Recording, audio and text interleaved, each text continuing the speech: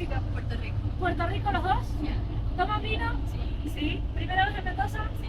Bienvenidos. Vamos a prensar, vamos a fermentar para transformar azúcar en alcohol, lo vamos a dejar descansar a ese nuevo vino, lo vamos a embotellar y lo vamos a vender. Eso pasa siempre. Ahora, es diferente el vino que vamos a encontrar en una bodega en donde se hizo la recolección a mano a una en donde se hizo la cosecha con máquinas. Las máquinas son más rápidas, pero el humano puede diferenciar las uvas que están maduras de las que no, y eso después nos va a salvar de sabores herbáceos o sabores un poquito más intensos en el vino. Después, en la fermentación tenemos una obligatoria que es la alcohólica para transformar azúcar en alcohol, pero tenemos una segunda que es opcional, que es la maloláctica, para transformar ácido málico en láctico. Entonces, esta segunda es deseada, sobre todo en los vinos que van a pasar tiempo en roble, pero no es obligatoria. Entonces, por ahí, un vino más joven, un vino de salida rápida, no la va a tener. Después, en el tiempo de descanso, podemos dejar al vino 15 días, 6 meses o un año en los mismos tanques en donde fermentó, simplemente para equilibrar el nuevo alcohol, o podemos colocar el vino en barricas de roble. El roble le va a aportar al vino sabores y aromas secundarios. En el vino tenemos primarios y secundarios. Los primarios son frutas y flores propios de la uva. Los secundarios es todo lo que le va a aportar la madera. Si pasa el vino tiempo en madera, lo vamos a tener, si no, no. Entonces, además de aportarle esto, le va a aportar la madera al vino antioxidantes que le van a permitir continuar una larga vida en la botella. Contra más tiempo pase el vino en el roble, más lo vamos a poder guardar. Estoy tomando algo barato, estoy tomando algo malo, y si estoy tomando algo caro, estoy tomando algo buenísimo. A ver, lo bueno y lo malo es objetivo y es independiente del precio del vino. Que sea bueno o malo quiere decir que está en buen o mal estado, porque el resto va a depender del consumidor. Hay algunos que vamos a preferir un tipo de vinos, otros, algunos prefieren blancos, otros tintos, algunos dulces, otros secos, pero mientras esté en buen estado siempre va a ser un buen vino. Sí. Para que esté en buen estado la evaluación es muy fácil, vamos a abrir la botella, vamos a percibir en aromas la acidez, si está equilibrado es un primer paso que está bien y generalmente el resto siguen bien, pero si ese no está tan bien vamos a darle otra oportunidad en la boca. Vamos a probar al vino, si ese vino está equilibrado en boca, puede ser que la primera impresión haya sido porque acabábamos de abrir la botella y le faltaba oxígeno, pero en boca está bien. La tercera, vamos a verle los colores. Si el vino tiene colores brillantes, tanto en blancos como en tintos, ese vino está en buenas condiciones. Entonces, si pasó aroma, pasó sabor, pasó brillo, no pasó una de las tres, por ahí puede ser porque algo está a punto de decaer, o es un vino muy antiguo y ha perdido brillo, pero está muy bien en nariz y en boca, entonces está en buenas condiciones, o como les decía recién, está muy intenso en nariz, pero en brillo y en boca está bien, entonces es porque lo acabamos de abrir. Pero esa evaluación es bastante objetiva y nos va a determinar si el vino está en buenas condiciones o no. Vino más caro, vino que vamos a guardar más años, vino más intenso, con aromas y sabores secundarios, con más para descubrir. Vino barato, vino joven, vino frutado, fresco, floral, ideal para poner en la heladera, ideal para el verano, ideal para tomarlo ya o hasta como máximo 3 años después de la cosecha. No lo vamos a guardar porque no va a tener nada para darnos ese vino. Entonces, vamos a diferenciar de acuerdo a la comida con la que estamos maridando, al momento del día, a si hace frío o calor, al lugar donde vivimos, a las comidas que consumimos todos los días, vamos a preferir un vino u otro. Pero a lo que hacemos referencia es sobre todo al proceso. Claro, el de que tiene el proceso más corto, obvio que es más barato porque tiene menos costos adheridos a la elaboración. Pero para ciertos momentos es ideal. Por ejemplo, hoy cuando está todo muy nublado, pero está como intenso el calor, probablemente prefiramos comer algo en el almuerzo, pizza, sándwich, empanadas, ensalada, cosas livianas. Para eso un rosado, un tinto joven, un espumante, un blanco, van perfecto. Pero de repente para un asado va mucho mejor un vino con un proceso más largo, ¿sí? Hoy lo que vamos a comparar es lo que hacen diferentes bodegas y lo que nos muestran, y la idea es que veamos la mayor diversidad de procesos durante la tarde. La primera es una bodega orgánica, familiar, Familia Cecchin, de principios del siglo XX, en donde todo es natural. No utilizan ningún tipo de producto químico en el viñedo. La segunda que vamos a visitar hoy es un emprendimiento muy pequeño, una bodega de familia que combina vinos de familia con vinos de autor. Es una bodega boutique en donde vamos a encontrar desde vinos secos hasta vinos licorosos, como Porto o Moscato y Mistela. La última de la tarde es una bodega museo que se llama Esencia, data de 1870, y en Esencia vamos a encontrar una degustación de vinos con alfajores. Entre la primera y la segunda vamos a conocer una fábrica de aceite de oliva que les voy a contar cuando salgamos de la primera bodega.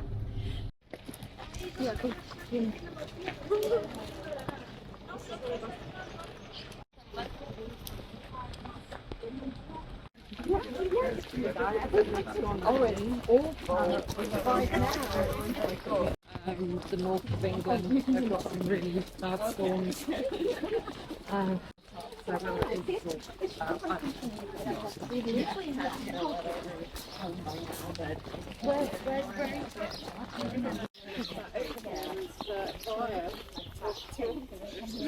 With a natural take on things. So we can't hear them now, these are other birds, but there is a green leaf colored bird similar to parrots or parakeets.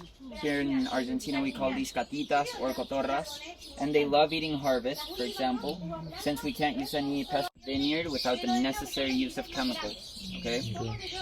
So far, do you have any questions? So that's also why.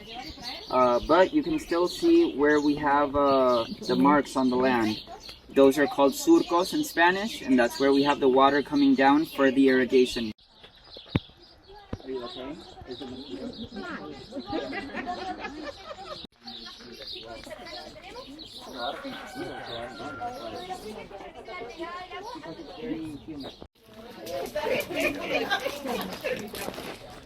6,000 to 7,000 kilos of grapes.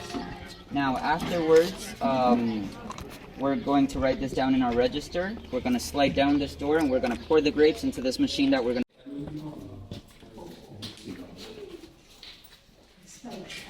It will make a much bigger mess, so we just pour the grapes slowly. With the spiral in the middle, it's going to separate all of our hand harvest into smaller groups, and it will be brought inwards down into this box called desparillador. If you want, you can step up to here. They have 80 centimeters of thickness, so they shut off the heat very nicely. And in winter, before I get into that, if you touch the walls, you're going to see they're very cold. We have 40 centimeters of concrete reinforced with epoxy painting.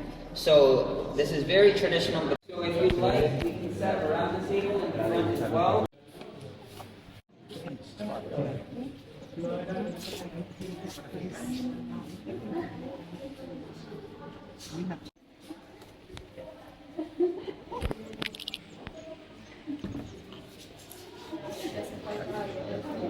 Did you have any questions on what we were talking about before? Because we kind of had to rush out, and I don't know if I finished explaining or not, but this has no added sulfites. It has the natural occurring sulfites.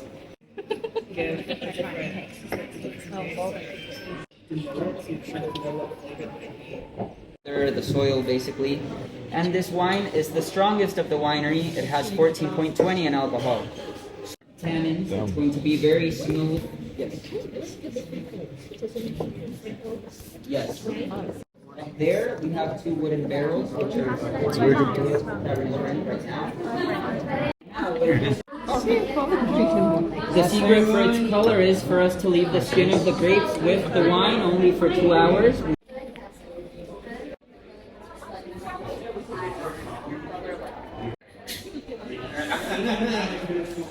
Ciruelas, cerezas, peras, manzanas, tomates, pero solo alrededor de un 7% de nuestra superficie tiene algún tipo de cultivo.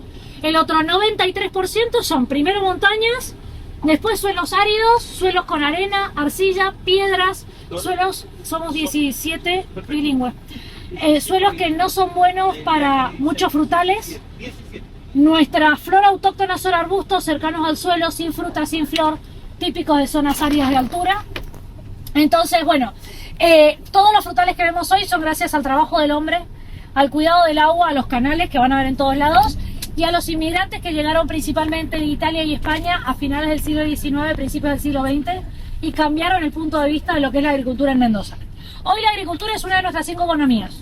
Otra es la industria del vino, que nace de la agricultura. Las otras economías que tenemos son esto que están haciendo hoy, que es el turismo. Tenemos comercio o servicios y tenemos petróleo. El petróleo es muy importante para Mendoza. Tenemos cerca de 60 pozos en toda la provincia, tenemos una refinería, pero lo que nos enorgullece es la agricultura, porque habla de haber transformado un lugar desértico en un oasis agrícola y además genera mucho empleo indirecto, cosa que por ahí otras economías no tanto, ¿sí? New family came from Italy, Ilardo family. It joined to Muravnik family. Both families, Muravnik and Ilardo, created Pasrai, a new society family company. The first 3 letters means pasas de uvas in Spanish. The last 3 letters, rate, comes from raisins.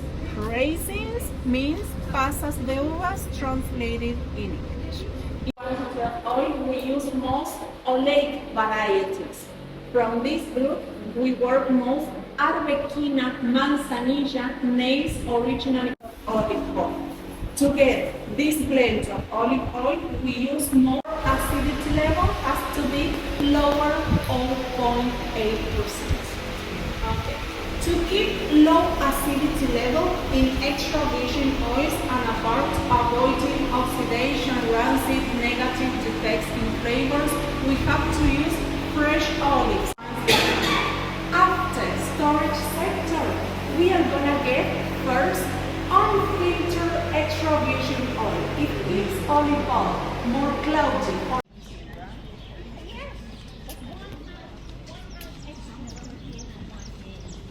It's different. Yeah? This is what I was talking about.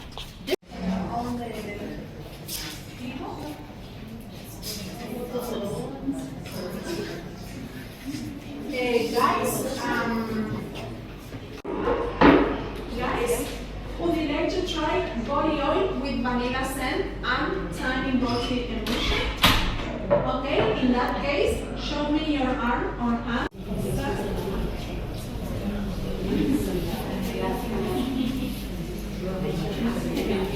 Instead of Arbequina, we have a new variety, Arauco variety. It's typically from Argentina, which gives geographical identification, as you see in upper side of the bottle. Arauco belongs to eating or table olive. You know.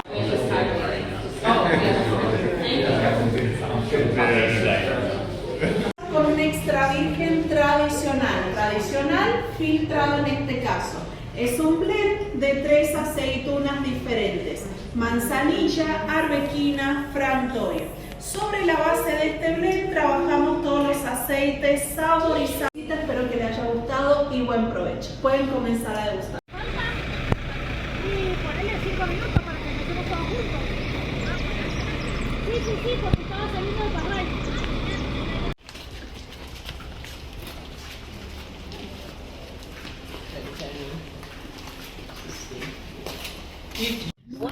It used to do the harvest of the olives, of the grapes. It did the building of this house you can see over here. It did the excavation 1947. for the cellar of this wine cellar. And it built the... Yeah. Well, We're not French. we work with 2 different kinds of olives. Olive trees can keep producing fruit for up to 400 years after being planted.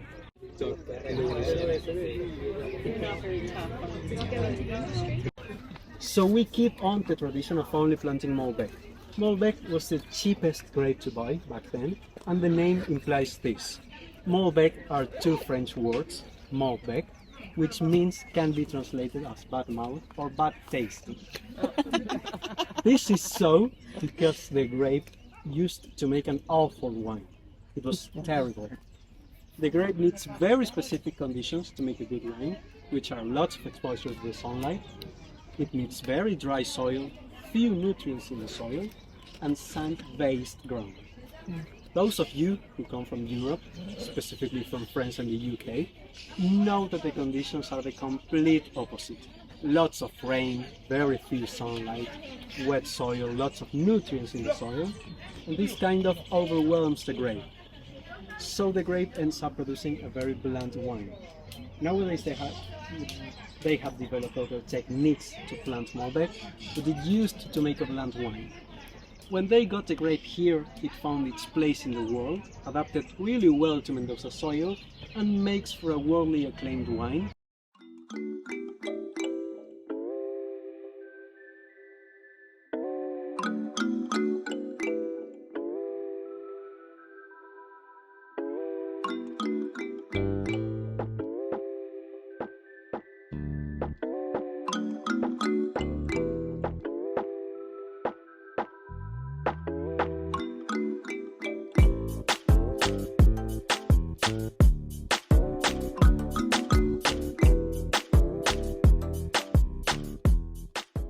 Orange blossoms.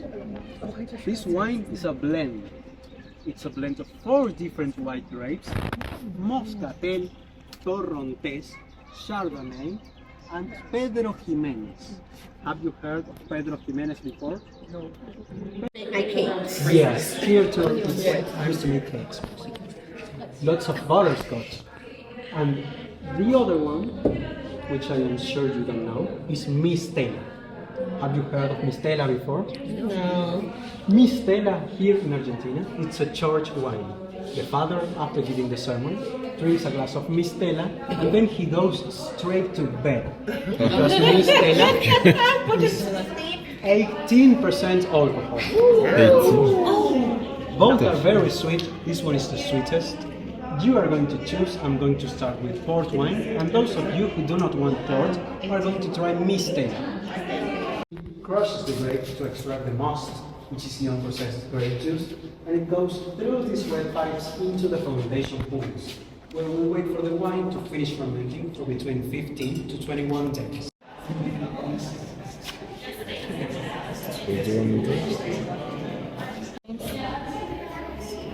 See, you have the name of the author, Benito.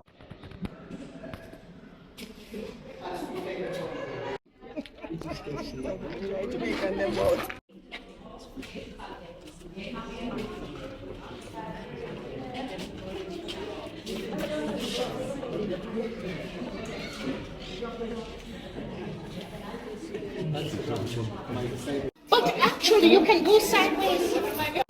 Put your hand there again. It's a shoulder space. That's so sad. You are going to see some of the wines we have here in the line Melodia by Jorge Benitez. This Grand Reserve Cabernet Sauvignon, which saw a very limited production of only 3,600 bottles. It's a very special wine with 2 years of contact with French-American oak.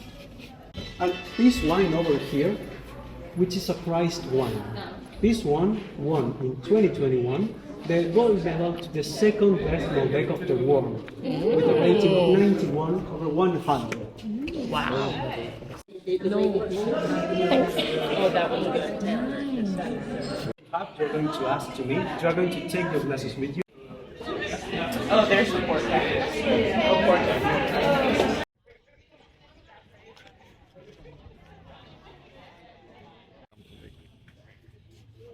And the Malbec, it's what's that?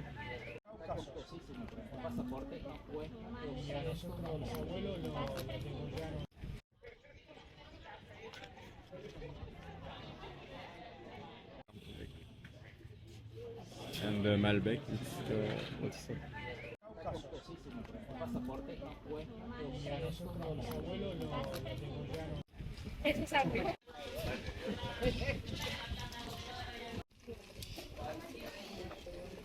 A quite small production. So the wines that you're going to try here, they are only here, yes? We don't export them. It's a huge celebration here in Mendoza. It's about the harvest of the grape. We celebrate Vendimia mid-March, yes? Are growing, right? If you get closer, you're going to see the baby grapes in the plants. There are baby grapes. And actually, what you're going to see was declared heritage in 2016.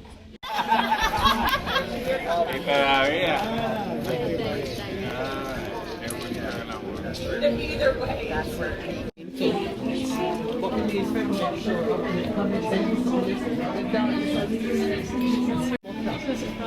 guys.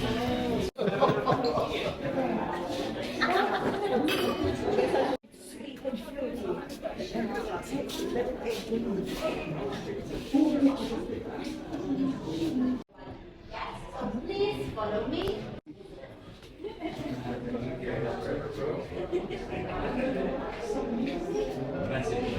Going to see that these tanks are really, really tall.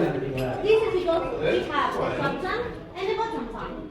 In the top tank is where the fermentation process used to take place, and in the bottom tank is where the aging process turns into alcohol. Yes, they add yeast to the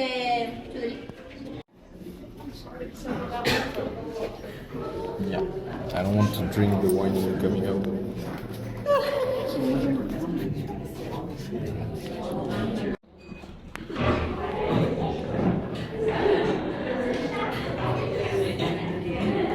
maybe no, maybe just maybe.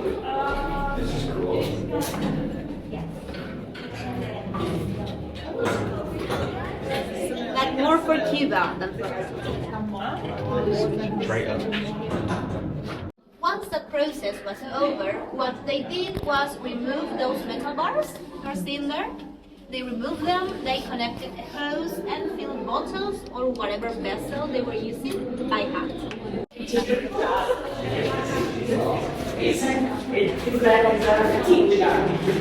Our third one, yes.